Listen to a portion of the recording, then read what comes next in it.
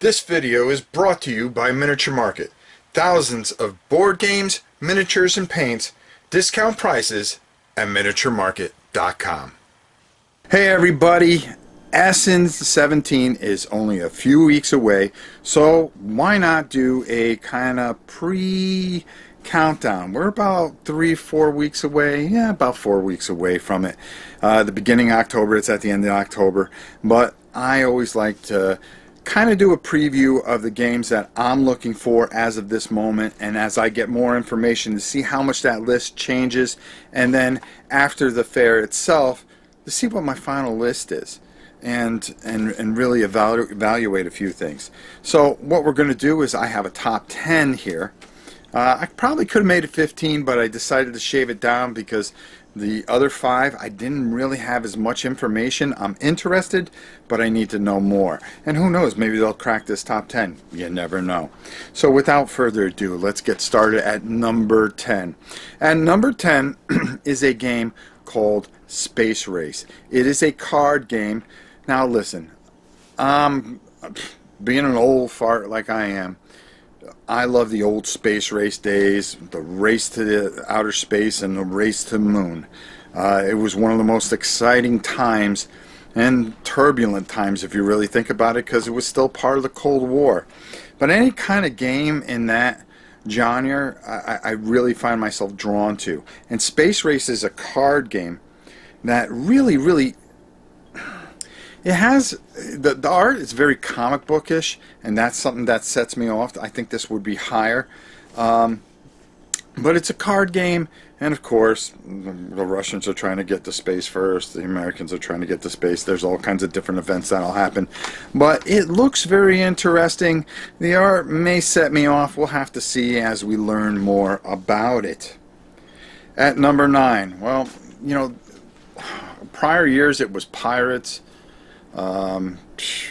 legacy games the year before that, and so forth and so on. It seems like this year is the post-apocalyptic year where everything is the Mad Max kind of type of game. And Outlive at number 9 looks interesting enough to draw me in and have such an interest. You're really trying to it goes by 6 days. You're out there for 6 days, and it goes day and night. And what you're trying to do, of course, is find shelter and feed your survivors. Really interesting type of thing that's going on here. The art looks really nice. I'm drawn in on it. It releases at Essen, so I'm really kind of excited about this. I really think that this could be something really good. At number 8 is a game that you wouldn't think that I would be interested in, but we're going to go with Herbalism. And what it is you're both training pharmacists, and you're trying to basically get the title of God Farmer. Really interesting. The art's beautiful. It really looks interesting. I was taken in by the box, and then when I saw the components for it, it really kind of sucked me in, and it was something I was very interested in. At number 7 is a game that I actually have, and we're going to be showing off in the next couple of weeks. And I showed it off. Now there's one thing I have to say. There's a lot of games that are being shown at Essen, but a lot of them were at Gen Con. This game here, the guy actually brought for me because it was coming out at Essen. So even though I got it at Gen Con, it's an Essen release, and you're going to be able to find it at walmart.com, and that's Splatter Shoot. Now, why does this hit home for me?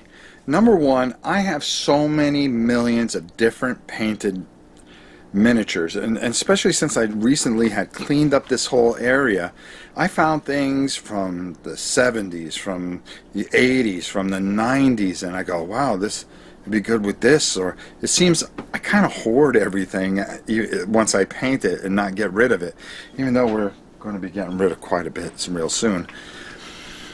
But the thing about Splatter Shoot, It's a little itty bitty box, and I wish I had it around here to show you.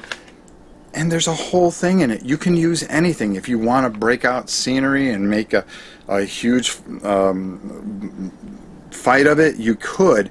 Or you could take and do some really interesting things where just get a couple, you've got maybe a half hour and you're sitting at the kitchen table. Well, there's salt shakers, and there's a lazy Susan in the middle, and you could just take it and play with it there.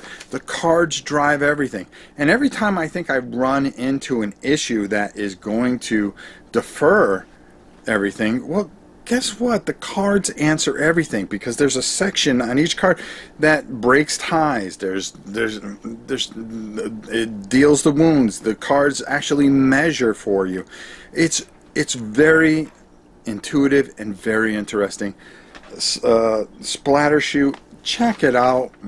You're going to be able to get it at the end of the month at Walmart.com, and we'll be doing a little playthrough with Janice just to show you how pretty good this thing is. The next game, okay, number 6. Number 6 is a game that I just got a day or two ago, and I learned it, and I was like, oh my god. It was sent to me because they are going to be really pushing it at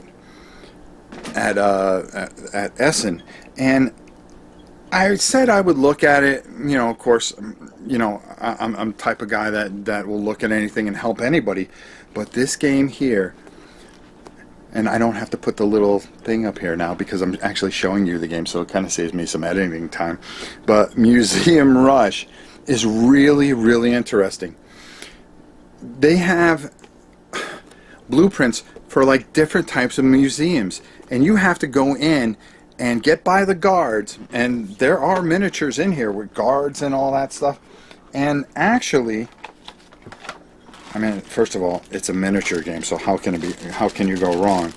So we've got little guards in here, and you got little robbers in here. Just really, really cool things, and a lot comes in this box. But I'm going to show you on the back here that there's a little blueprint here to make each type of museum, and you're trying to dodge the guards and steal the most loot. And I think I like those kind of games. I like anything that I can kind of maneuver around and do things and be stealthy and dodgy and all that other thing. It's kind of like, oh, stealth ops, but in a smaller Euro version. There you go. Check it out. I think you guys will really like it, and we'll be doing a playthrough of it very soon, so you guys can make your own decision on whether you think it's cool or not. At number 5, we're already halfway done. Wow, we're moving pretty good. Is Lords of Hella. This is the Dark Ages of Greece, and it comes with miniatures, so I really liked the miniatures. I liked the board. It could be played a couple ways, where it's an area control game, or you can go on adventures and do quests and stuff like that. I was really interested in this, and I want to learn more, but just the look of it, just everything that it is, kind of pulled me in, and I took a look at it and I go, yeah, that one I want to see and I want to get my hands on. So Lords of Hella really, really looks good, and I think it's something that you guys will enjoy. As you can see from the art looks really, really pretty cool, and it's something that you'll really enjoy. At number 4, well, what can I say? What's more fun than playing the orcs? Okay, now if you're playing somebody, and of course you're the bad guy because you're the orcs, and meanwhile they're the knights on the other side. Well, in this game, you're the good guys. The orcs are good guys, and you're just trying to take back and get a piece of what's yours. And in Orc Quest, a card game, you're doing just that. You are just raiding and taking and trying to get as much plunder as you can. And the art's beautiful, the box looks great, and this is releasing at Essen, and this is something that really caught my eye, and I really want to get my hands on. You can see from the top here, a bunch of orcs just swinging axes and with all their heart. Hey, that's my type of game, and I'm really interested in seeing how this all plays out. And number 3, As you know, I love war games, and I tried to keep this list, like I said, more with current things. There's a lot of things that caught my eye, but they were released in 2016, and there were expansions for things, or they came out at Gen Con, and I try to keep things where it's stuff that's going to be released and that you'll be able to get your hands on, especially my good friends overseas in Europe, that you'll be able to get your hands on at Essen. And one of them that really caught my eye was Blood Monday, and it's a Napoleonic block game. It's hidden movement, all kinds of stuff. Everything looks, the board looks gorgeous. The blocks, of course, you know, it kind of remind me a little bit of Command of Colors, and anything I can add in Napoleonics I really enjoy. And I saw this, it's a big game, and I think this is going to be really good, and I'm going to try to learn more about it, and we'll talk about it more as the coming weeks come. But this one, definitely out of the 800 and some odd games, this made it to number 3 because I thought it was probably one of the more keen war games that are coming out at Essen. Number two, it just drew me in, number 1, with the art. Number 2, anytime you pull me and make me feel that I am back in one of the old Alien movies, especially the first one, yeah, count me in. And this is called Nemesis. Now check this out. It looks basically like Alien, and it looks like that you've got these guys running around on this ship and just waiting to chew you up and everything like that. And the boards look really good. The artwork is tremendous, and I'm really intrigued by this.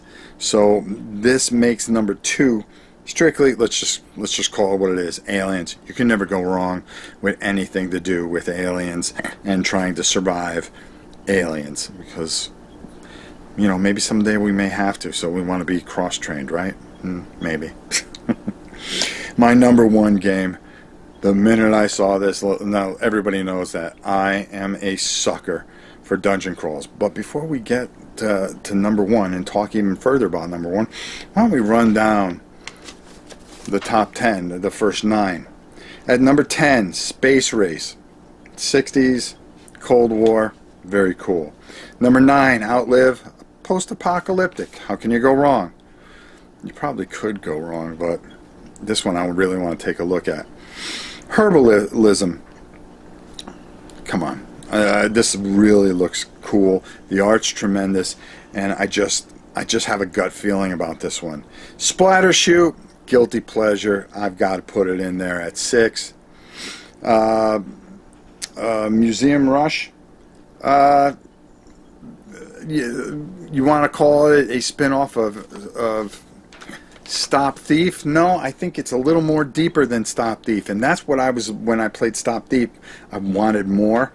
Well, this kind of brings and gives me more, so I'm kind of excited, and I think you will be too, for Museum Rush. Lords of Hellas, Greeks, miniatures, adventure, quest, count me in. Orc Quest. I mean, right there pretty much says it all. Orc Quest. Number 3, Blood Money. Monday. Blood Money. Blood Monday. Napoleonics. Come on, how can you screw up a Napoleonic game? Oh, yeah, you can. I just saw one back there that you could screw it up, but that's all right. Nemesis. Out of the old 1979 Alien movie. The art even looks it. Hey, count me in. I've got to check it out. What, is it good? I guess we're going to find out as soon as we can. So that leads us to number 1. Our number 1 most anticipated game for Essen 2017. Well, it's a game called Tombed. I know what you're saying. Tombed. Oh, great. Another dungeon crawl? Well, I don't care how many dungeon crawls they come out with. I'm in. But this one's got a little bit of a different feel to it. It's based in Egypt in the 1940s. and you are raiding the tombs of Tutankhamun and all that, and you're trying to gather up all the artifacts that you can, and there is a lot going on in this. The tiles look tremendous. The game's huge, and it is gorgeous on top of it. Count me in. Anything dungeon crawl, I'm in. And then to put, you know, that old Egypt spin on it instead of just, you know, your typical hack and slash thing, you know, it looks, it's right there for me. So I've really got an eye out on this one, and I'm really looking forward to hearing more about it. I'm going to have some people at Essen that are going to be sending reports as the fair goes on, and I'll be gathering as much information as I can on all these games and more, and some of the surprises that I won't be able to see that they're going to bring up to me, and I'm going to bring that information to you as quickly as possible. Essen's only a month away. The convention season's almost over. It's almost over, and then we got to start all over again back in January. Well, that's what we do in this business. We finish one cycle and begin another one. And as you can see, we're coming up to the biggest and one of the best, and that's Essen 17 to finish out our year in conventions. And I have to say, I'm excited with some of the things that are releasing. There are a couple things I left off the list, only because I don't think that they're going to come out. Alien Artifacts, I'm kind of up in the air of whether that'll come out. You may find that on this list. I got to play it at BGG last year.